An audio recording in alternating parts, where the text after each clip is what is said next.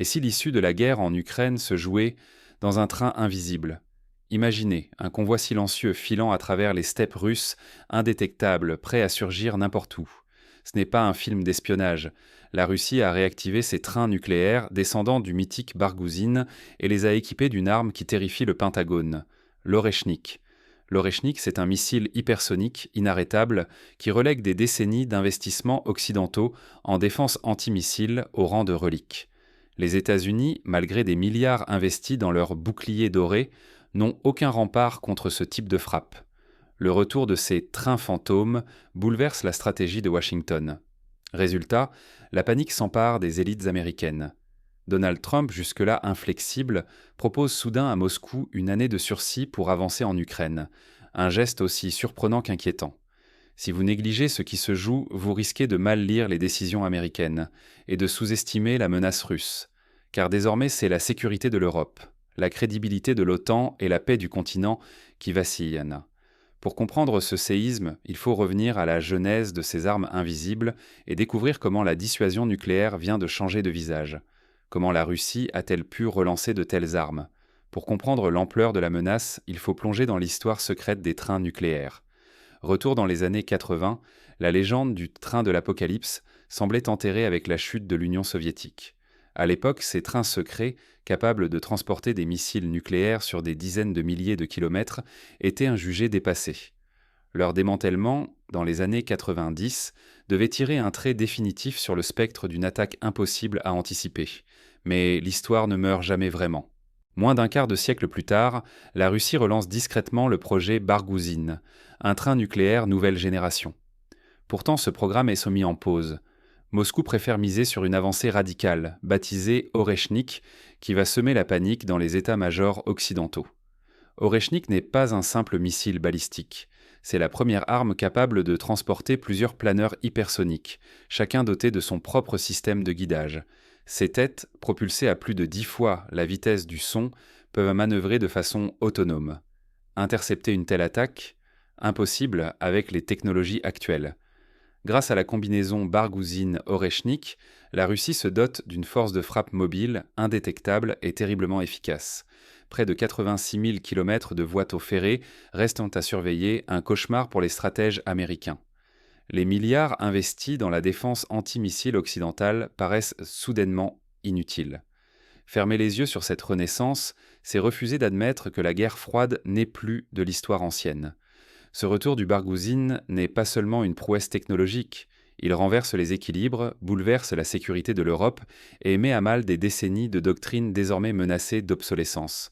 Mais comment la Russie a-t-elle pu mener une telle révolution technologique sans éveiller les soupçons occidentaux? Pour le comprendre, il faut revenir à la genèse du programme Oreshnik. Derrière son allure banale, un simple train peut-il vraiment défier la puissance militaire américaine? Cette question hante désormais les stratèges du Pentagone, car la combinaison du Bargouzine et du missile Oreshnik bouleverse tous les fondements de la dissuasion nucléaire mondiale. Première arme, la mobilité. Le Bargouzine sillonne plus de 85 000 km de rails à travers la Russie. Chaque jour, il peut se trouver n'importe où, sur des milliers d'itinéraires possibles. Même les satellites espions les plus avancés peinent à le localiser. Deuxième atout, la furtivité. Le train nucléaire ressemble à s'y méprendre à un convoi de marchandises ordinaire. Les wagons sont conçus pour se fondre dans le flux quotidien du fret. À l'œil nu, rien ne trahit la présence d'ogives terrifiantes. Et aucun algorithme, aucune détection radar ne permet à ce jour de repérer un Bargouzine camouflé parmi les centaines de trains russes. La réactivité, elle, glace le sang. Il faut moins de 4 minutes pour lancer un missile, sans arrêt ni sortie du couvert ferroviaire. Là où un silo fixe ou une base sont vulnérables, le Bargouzine peut riposter avant même que l'ennemi n'ait compris où frapper. Son autonomie est totale. Il transporte ses missiles, ses centres de commandement, ses systèmes de communication cryptés, sa logistique et son équipage. Il peut rester en mouvement et opérationnel des semaines durant, rendant toute tentative de décapitation stratégique pratiquement impossible. Et puis, il y a l'Oreshnik, plus qu'un missile, une prouesse technologique. Il file à plus de 12 000 km/h, emporte des têtes multiples capables de manœuvrer indépendamment. À cette vitesse, aucun système antimissile existant ou à venir ne peut l'arrêter. Une seule rame peut saturer les défenses adverses en lançant simultanément des centaines de cibles, vraies et fausses, toutes indiscernables au radar. Résultat, même des milliers de milliards engloutis dans les boucliers occidentaux ne garantissent point plus la sécurité. Pire, l'Europe et les États-Unis se découvrent vulnérables comme jamais. Les doctrines héritées de la guerre froide volent en éclats, et avec elles, la crédibilité stratégique des Occidentaux. Croire que la technologie peut tout intercepter, c'est ignorer ce bouleversement, gaspiller des ressources colossales et mettre la sécurité du continent en péril. Ce n'est plus une simple course aux armements, c'est un véritable changement de paradigme, que peu de dirigeants osent regarder en face. Mais quel impact ce choc technologique a-t-il sur la diplomatie? Et pourquoi Trump semble-t-il soudain prêt à des compromis sur l'Ukraine? Pour le comprendre, il faut analyser comment Moscou exploite ce nouvel avantage à la table des négociations. Un simple choix technologique peut-il vraiment forcer la main à la Maison-Blanche? La Russie vient d'en donner la preuve, bouleversant les équilibres en Ukraine et bien au-delà. Avec le programme Bargouzine et le missile hypersonique Oreshnik, il ne s'agit plus d'innovation, mais d'un coup d'échec imposant à Washington une remise à plat stratégique. Face à cette arme, Donald Trump accorde, sans l'avouer, 12 mois à la Russie en Ukraine. Ce n'est pas la naïveté qui le guide, mais un calcul glacial. Il sait que les rapports de force ont changé. Négocier la paix n'est plus un signe de faiblesse, mais une nécessité imposée par ces trains fantômes, indétectables et capables de lancer une riposte nucléaire depuis n'importe quel recoin du vaste réseau ferré russe. La défense antimissile américaine, surnommée le Dôme d'Or, promettait de stopper toute menace intercontinentale dès le décollage. Mais la mobilité du Bargouzine rend cette promesse caduque. Le train nucléaire peut apparaître n'importe où sur plus de 85 000 km de rails. Impossible à localiser, impossible à frapper en premier. Résultat, au Pentagone, c'est la panique. Tous les milliards investis dans l'interception des ICBM semblent soudainement inutiles. L'Europe, elle, reste aveugle à la portée de la menace. Les capitales continuent de croire à la protection américaine, alors que l'équilibre stratégique se fissure sous leurs yeux. Pourtant, les généraux américains comprennent qu'une nouvelle ère commence, où la supériorité technologique occidentale ne garantit plus la sécurité du continent. Le plus troublant, la dissuasion nucléaire s'inverse. Jusqu'à présent, l'Occident misait sur la capacité à stopper une attaque russe à son origine. Désormais, Moscou peut garantir, en toutes circonstances, une riposte dévastatrice grâce à la mobilité et la furtivité de ces nouveaux vecteurs. Cette certitude du dernier mot place la Russie en position de force, capable d'imposer ses termes dans le jeu mondial. C'est le prestige, mais aussi l'influence occidentale, qui vacille. En démontrant sa supériorité technologique, Moscou oblige alliés et adversaires à repenser leurs choix en Ukraine et ailleurs. Ignorer ce bouleversement, c'est risquer de perdre toute capacité d'influer sur le conflit, et, à terme, sur le sort de l'Europe. Mais alors, comment l'Occident peut-il réagir? Face à ce nouvel équilibre, chaque décision devient lourde de conséquences. La croyance dans l'invulnérabilité occidentale vient-elle de voler en éclats? Le retour des trains nucléaires russes, équipés de missiles hypersoniques, bouleverse tout l'équilibre stratégique européen. Jusqu'à présent, les milliards d'euros investis dans la défense antimissile semblaient garantir une sécurité presque totale. Mais la mobilité, la furtivité et la vitesse du Bargouzine rendent ces systèmes presque impuissants. La menace peut surgir de n'importe quel point du territoire russe à n'importe quel moment. Première leçon, l'Occident doit revoir complètement sa stratégie de défense. Continuer à engloutir des sommes colossales dans des boucliers dépassés revient à gaspiller des ressources vitales.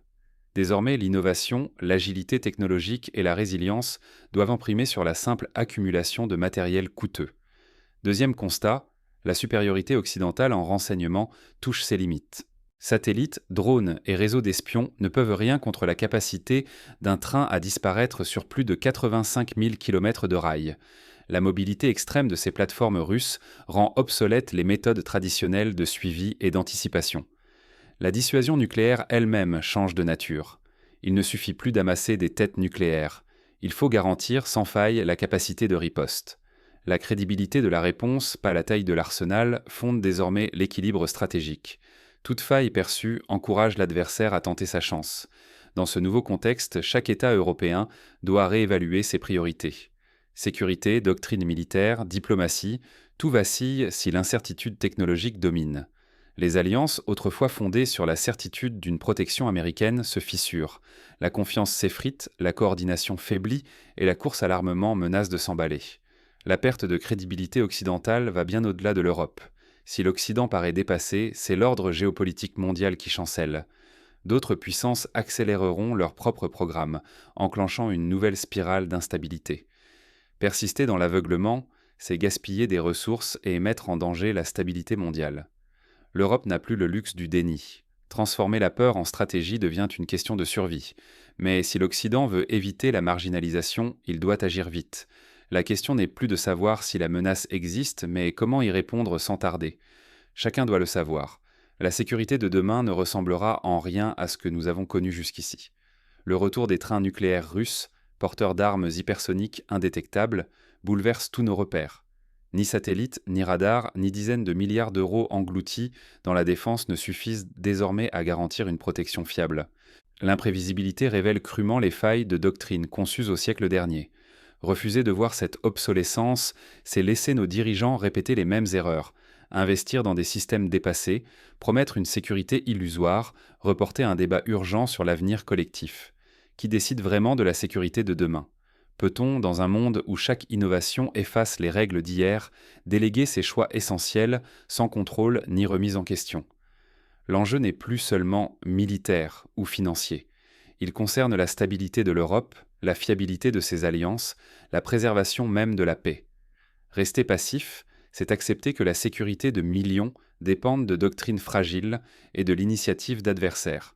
Il faut exiger un débat stratégique à la hauteur du défi. Interrogez vos élus, réclamez de la transparence, imposez un aggiornamento des doctrines nucléaires. Ignorer ce bouleversement, c'est s'en remettre aveuglément à ceux qui pourraient me préférer l'inaction au risque.